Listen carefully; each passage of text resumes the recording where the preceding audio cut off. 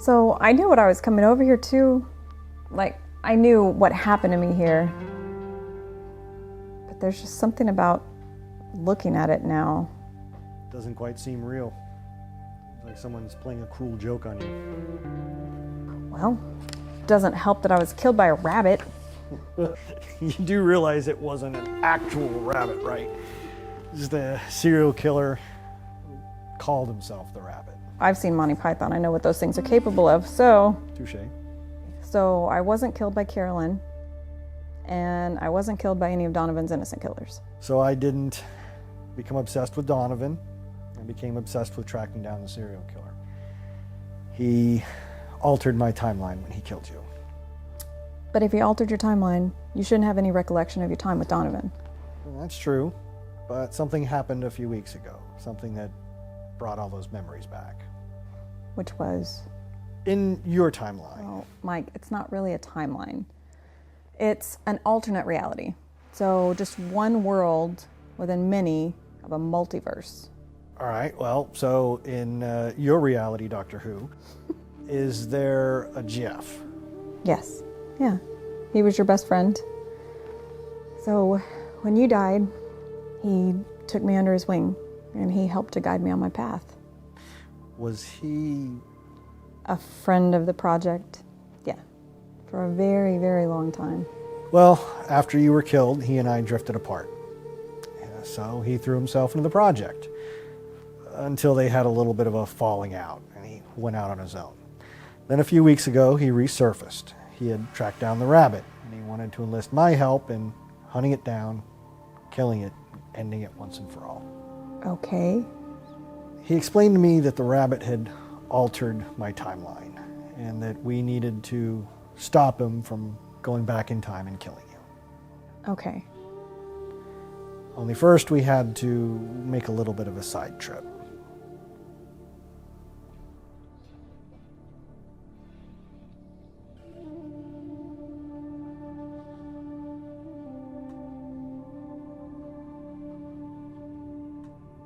What? Nothing. It's just your goatee has gotten kind of gray. Well, yeah, I got older. It happens. Yeah. Why, do you think I should shave it? Oh, no. I mean, without it, you look like a 13-year-old boy. Of course, with it, you look like a 13-year-old dog. After you.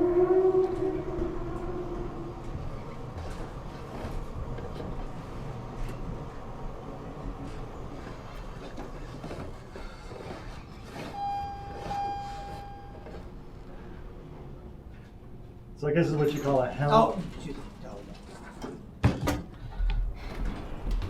Oh, Mike. There's something I think I should warn you about. But what now? Throughout all the alternative realities, there exists only one hell. And that one hell exists in the one true timeline. As we descend into its depths, you may begin to regain memories. Memories. Memories that you think are not yours, but they are. They're the ones that exist in your true timeline. The one that existed before the rabbit began to change things. Okay, thanks for the warning. Just thought you should know. It can be very disconcerting.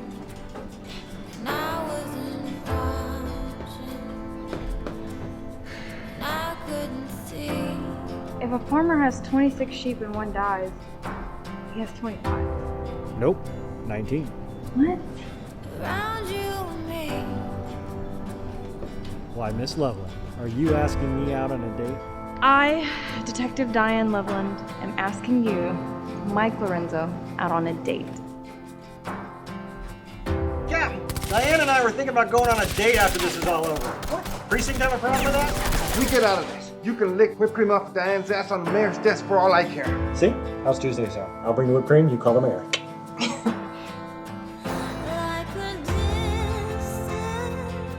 I'm not going to go into a list of reasons why I want to bring Donovan down. I could give you a sob story about how he killed someone I cared for. Mike, if you plot and stay this course, mayhaps you can bring her some justice and the peace that she richly deserves. But at what cost? The cost. It was Donovan then, it's Donovan today. There's no link to calling Donovan for a shootout 3 years ago. Now I'm giving you 5 seconds. You're here to save the world. That's exactly what you're going to do. We need to do what must be done.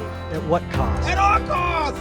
That was my call to make, and you didn't let me make it. You made that call when you started this crusade. How could I ever imagine where this road was going to take me? Excitement, love, danger, everything people only dream about. You've been on an adventure that never before has been imagined. I'll be here. Wait. We all write our own destinies, Tara. It's us. We're the authors of our own stories.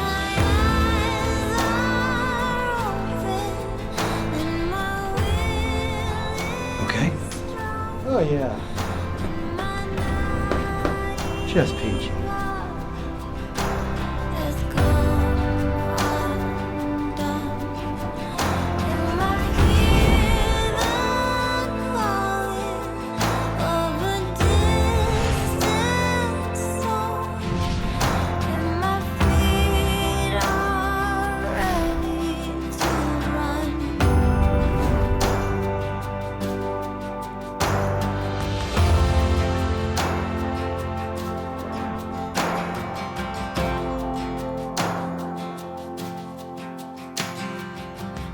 You seem to be taking this pretty well. It makes sense. Jeff said that all timelines and realities connected in hell. That's how you got here. Jeff. Jeff took you through. Oh, yeah. Okay, well, that explains the how. Let's talk about the why. Well, there's something wrong with my world. Of course, didn't have me in it. Yes, you are absolutely right. But our worlds are connected. So when yours went off of its natural path, it sent ripples through the multiverse. Those ripples are slowly tearing my world apart. So we weren't sure exactly what had happened here. We didn't know how to fix it. But now that we've had this conversation, I think it's pretty clear what needs to happen. We need to save you from the serial killer. And make sure that we go to Smokey's that night. Why? What do you mean, why? Why do we have to see Smokey that night? Why can't we just stay in that bar and finish the conversation we started? Because that's not the natural path of your world.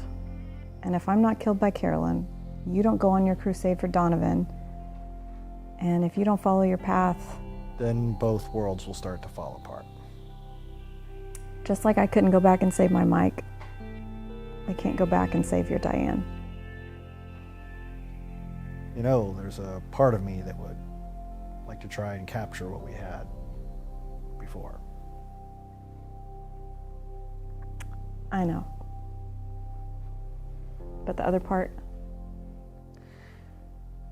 Blue, blue, what? your eyes, they're blue. My Diane's were green. Yeah. My Mike didn't have, No goatee? He didn't have... Oh shit, does that make me evil Mike? I hope not. All right, so how do we get you killed the right way? Well, we have to find a way to go back. That's going to be kind of tough. In this timeline, there is no blue moon. How are we going to do that? We got to find the one person who can help us build it. So, do you know where to find him? He's not exactly the man we used to know. Seven Sisters changed him, made him what he was going to become. And since the Seven Sisters hasn't happened, Seven Sisters? the Seven Sisters...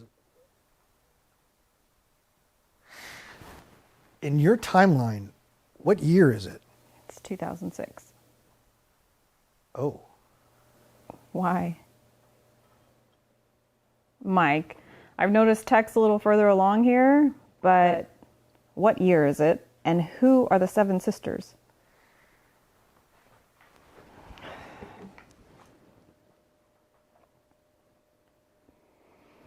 Oh, That explains all the gray. You know, just for that, you're buying her tickets to California. I don't think my credit cards will work here.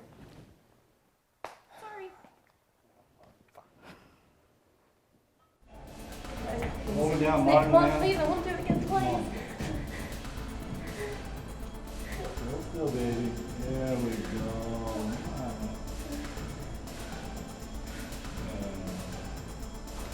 I think you got the wrong house, pal. Sorry.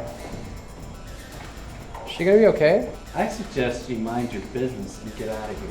Scatter. Scatter? Yeah, scatter. You know, like, get the hell on out of here. Make like gonorrhea and burn. Hey, listen, I was just wondering if you could help me find somebody. Whoever you're looking for, man, ain't here. Are not here. What? I'm sorry, I don't mean to be a nuisance, but the proper grammar, just for your reference, is they are not here. Can you believe this guy? You gotta love him, man. Pisses my mom off all the time. What's your name? Jax. Jax. Jax Curtis. Jax, yeah, I'm Martin. This Oh, here's yeah. Snake. Right here, bro. Oh, wow. Hey. Hey. Cool. So, who are you looking for? Oh, yeah. I was wondering if you've seen this man. What do you want with him? I've been hired to kill him. No, seriously, I mean, what do you want with him? No. Really. Seriously. I think you need to get the hell on out of here. I can't until I talk to that man. And help her. Snake, why don't you help him see the door? You know the door you came in? Yeah. There's a door. I'm gonna shove you out of it if you don't go. Okay. All right, man? I get the picture. You don't want to help me. I'll show myself out. Oh, my picture. God. Yeah, we'll go ahead and hold on to that. But that's my... Oh, so it's like that. Just like that.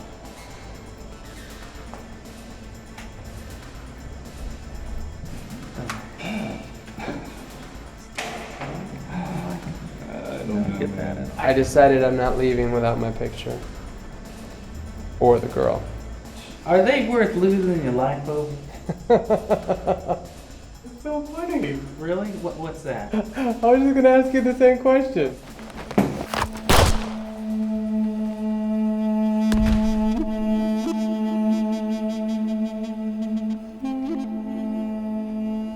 What?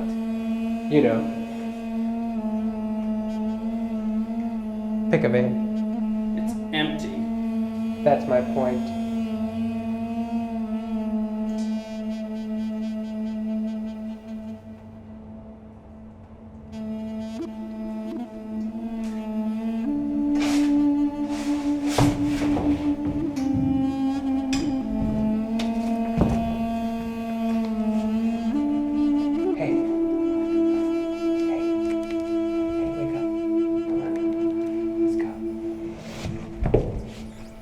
That's right.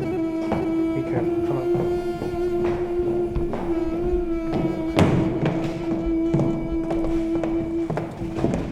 Stay right here.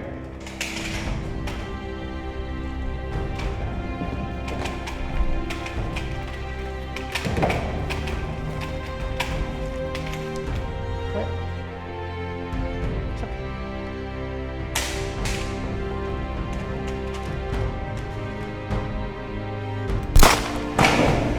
I get paid way too much.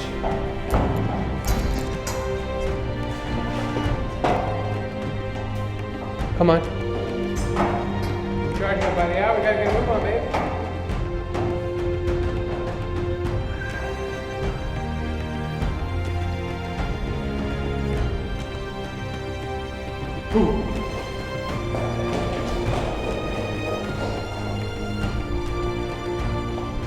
Who sent you? There you are. Colin Donovan.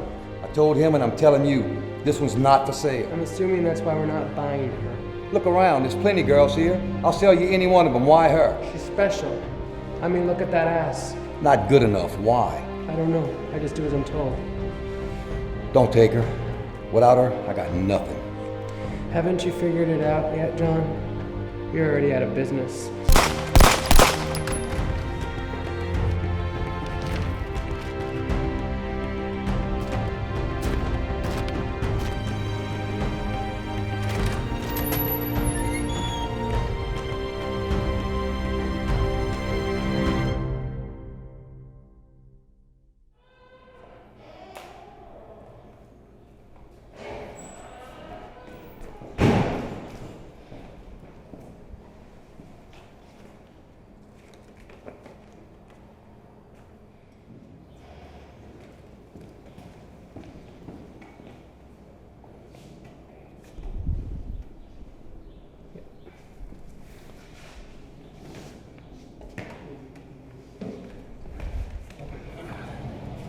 Easy, easy.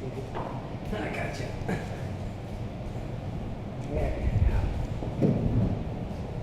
Wrong girl.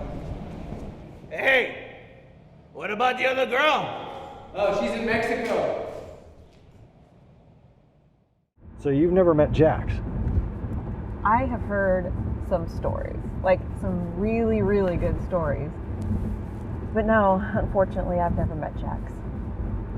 So Dexter didn't pull Jax out of cryo when he was raiding the lab. Good morning, Mr. Curtis. He pulled out Hal. Hal. Dexter pulled out Hal, not Jax. Yeah. How's that working out?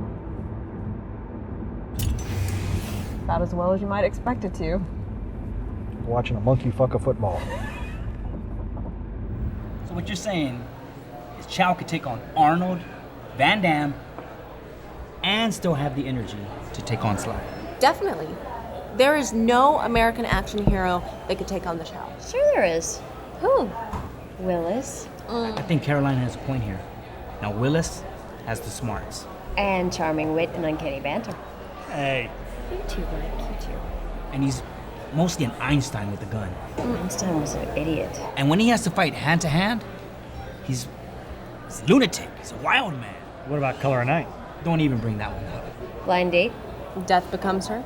Now, if you're gonna go outside of the action movies, let's talk Junior. No. Humphrey Bogart.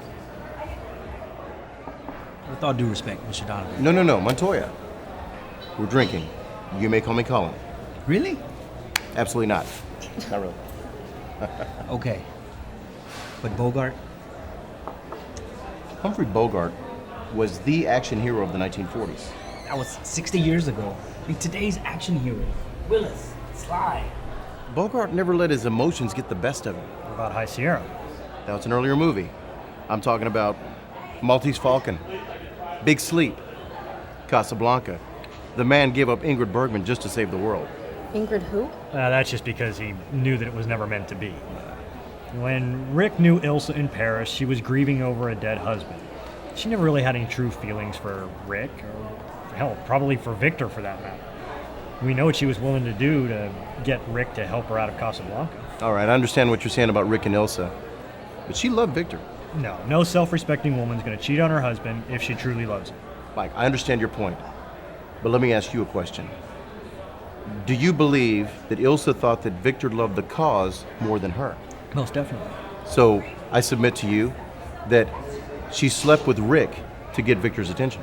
Now, we don't know for sure that she slept with him. We know she was willing to. Well, whether we knew or not, that's not the point. Being willing to is the sin. Wait, so you're saying if let's say I wanted to kill Montoya. Hey. Just because I'm willing to kill him, you're saying I'm instantly guilty of killing him? Sure, why not? Everyone wants to do something. Something stops them. They're called morals. In matters of love, the thought is the sin. I don't know about that. What would you have done in Bogey's shoes, Colin? I would have killed Victor, taken Ilsa, and saved the world myself. Cool. Want it all, boys and girls. And with that, I must retire.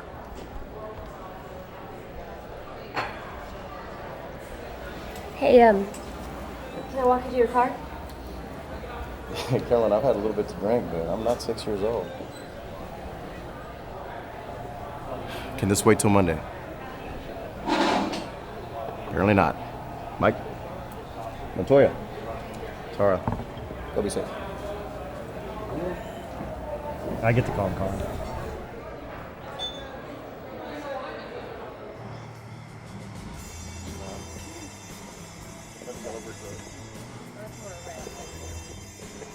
Oh well, at least we're walking. All right. So what is so important? I know we're not supposed to talk about business tonight, but I really need to talk to you about Blue Moon. The coins, the orichalcum, all of it. We're trying to perfect time travel with an alloy we can't even replicate. Yet an ancient civilization made it on a daily basis. We can't even keep mercury solid at room temperature. And let's not forget, we haven't even considered the risks involved in altering the timeline, paradoxes, time flux. We have no idea what we're getting ourselves into. What would you have me do? Shut down the entire project while the feds continue doing their own experiments? Allow me to form a team whose sole purpose is to shut down all projects like this around the world, to keep all of them from ever happening. So you want me to start a time policing organization? Come on, Carolyn. We know what's out there. And before long, everyone else will too. You may be right, but do you really want the government to have their hands on that kind of power? Or is your real problem the fact that I might have that kind of power? Damn it, Colin. This isn't a pissing contest. What we're talking about here could be the next phase of terrorism, extortion, even war. If this ever becomes an exact science, we're looking at the extinction of mankind. So you want me to take on the job of overseeing a group of time cops? I'm not doing it, Carolyn. The experiments go on as scheduled.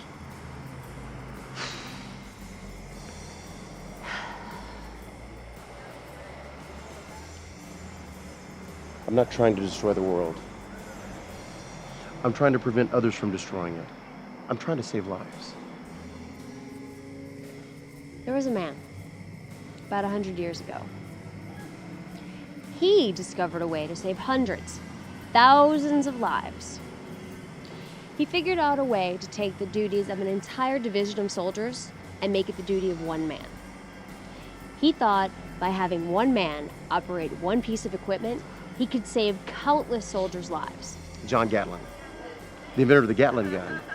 And as I remember, he was awarded the Nobel Peace Prize for that invention. He wanted to save lives. Instead, he invented a weapon that would end up killing more soldiers than the Black Plague. You make a good point, Carolyn.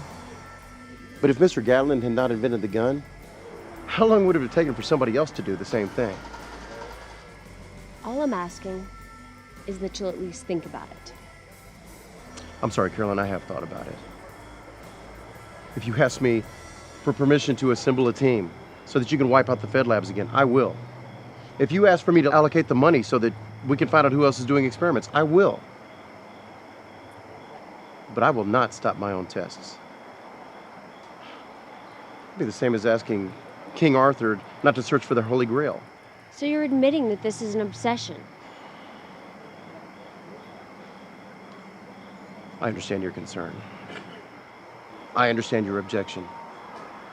But the answer is out there and I need to know. I'm sorry. I really am. But I'm putting you on a different project Monday. You're no longer overseeing Blue Star or Blue Moon. I can't risk it. We have two opposing opinions.